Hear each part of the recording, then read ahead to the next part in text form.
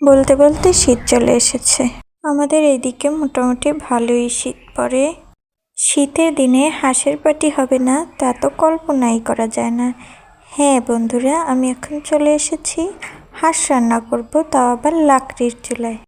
আমাদের বাসায় মাটির চুলা ছিল না, তাই এখানে টিনের জার কেটে চুলার মতো বানিয়ে নিয়েছি। এখানে আমরা কড়াই বসিয়ে দেব। এটা ছিল আমাদের সন্ধ্যার পরের পাটি, কারণ শীতের দিনে সন্ধ্যার পরে একটু শীত শীত অনুভব হয়। তার জন্য সন্ধ্যার পরেই লাকড়ির চুলা রান্না করা অনেক মজাদার, কারণ ওই সময় একটু গরম অনুভব হয় চুলার পাড়ে থাকলে। এখানে তেলের ভিতরে 3টা তেজপাতা দিয়ে দিয়েছি, সাথে কয়েকটা এলাচি আর দারচিনি। এগুলো আগে দেওয়ার কারণ হলো এগুলো আগে দিলে এর ফ্লেভারটা তেলের সাথে খুব ভালোভাবে মিশে থাকে। তারপর আমরা এখানে দিয়ে দিয়েছি পেঁয়াজ কুচি এবং মরিচ কুচি। আমরা এখানে একটা হাঁস রান্না করব, সেই হিসেবে সব কিছু দিয়ে দিচ্ছি। এখানে লবণ পরিমাণ মতো দিয়ে দিয়েছি। লাকড়ির চুলায় আমাদের সচরাচর রান্না হয় না, তবে মাঝে মাঝে আমরা মজা করে রান্না করি এভাবে টিনের জার দিয়ে বা ইট দিয়ে চুলা বানিয়ে। লাকড়ির চুলায় খাবারের মজা তো আলাদাই। লাকড়ির চুলার খাবারের সাথে অন্য চুলার যেমন গ্যাসের চুলা বা কারেন্টের চুলার কোনো তুলনা হয় না। এখানে আমরা আদা বাটা এবং রসুন বাটা দিয়ে দেব। এগুলোকে ভাজতে থাকবো ঠিক এর গন্ধটা যাওয়া পর্যন্ত। তারপর এখানে গরম মশলার গুঁড়া, ধনিয়া পাতা গুঁড়া এগুলো দিয়ে দিচ্ছি। ও হ্যাঁ, আসল কথা তো বলতে ভুলেই গেছি। আমাদের এই রান্নাবান্নাটা হচ্ছে আমার 2000 সাবস্ক্রাইব উপলক্ষে। অবশ্যই সবাই কমেন্টে অভিনন্দন জানিয়ে যাবেন। মশলাগুলো পুড়ে যাচ্ছে, তার জন্য এখানে পানি দিয়ে দিয়েছি যেন পুড়ে না যায়। তারপরে টমেটো কুচি দিয়ে দেব। শীতের দিনে হাঁস ভালো লাগে না এরকম মানুষ পাওয়াই যাবে না।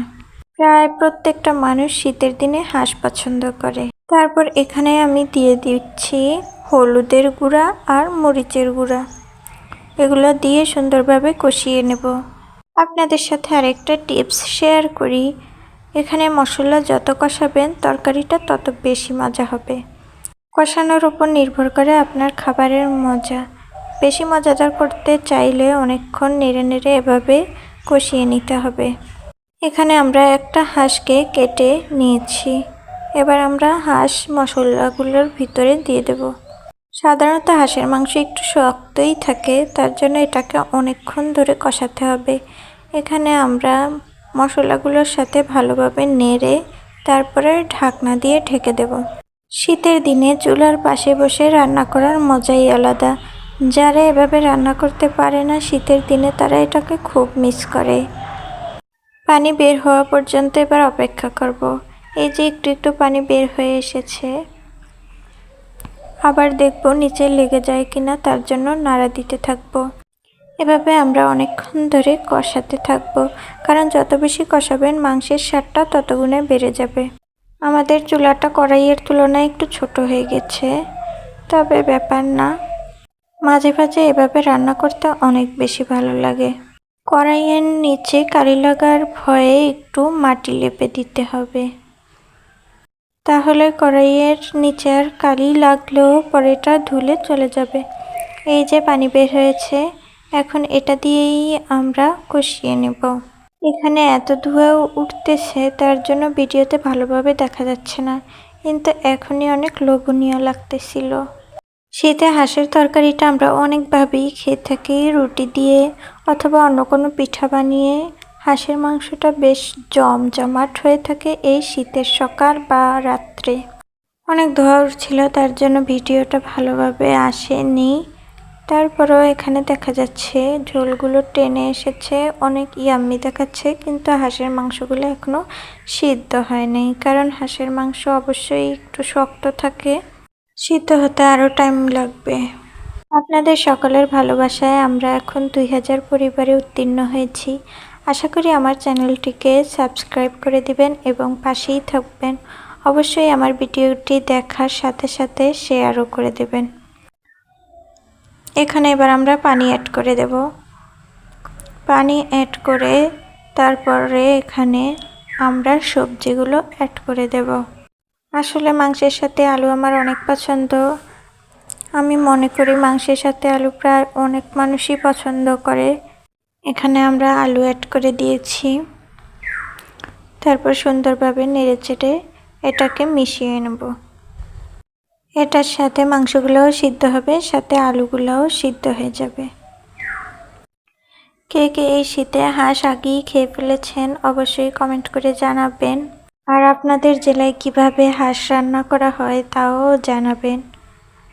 আমার ভিডিওটি কে কোন জেলা থেকে দেখতেছেন তাও কমেন্টে জানিয়ে যাবেন। আলু আর হাঁসের মাংসগুলো খুব ভালোভাবে কষাতে হবে। এই কষানোই হচ্ছে একমাত্র স্বাদ বাড়ানোর উপায়।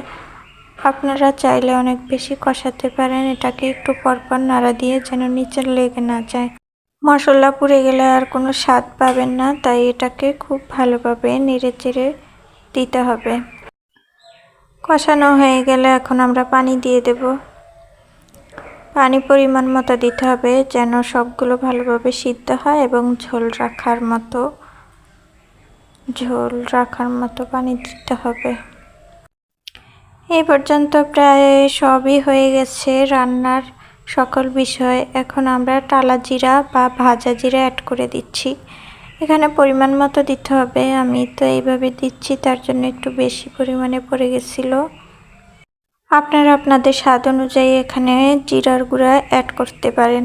তারপরে আমরা ঢেকে দেব এই ঝোলটা পরিমাণ মতো কমার জন্য।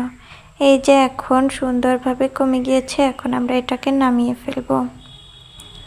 দেখতে কত ইয়াম্মি হয়েছে। এভাবে কে কে হাঁসের মাংস খান অবশ্যই আমাকে কমেন্ট করে জানিয়ে দেবেন। এখানে এ পর্যন্তই। পরবর্তী ভিডিওতে অবশ্যই আমার সাথেই থাকবেন এবং আমাকে সাবস্ক্রাইব করে পাশে থাকবেন। ফেসবুকে দেখলে অবশ্যই ফলো দিয়ে রাখবেন। আশা করি। Bye bye.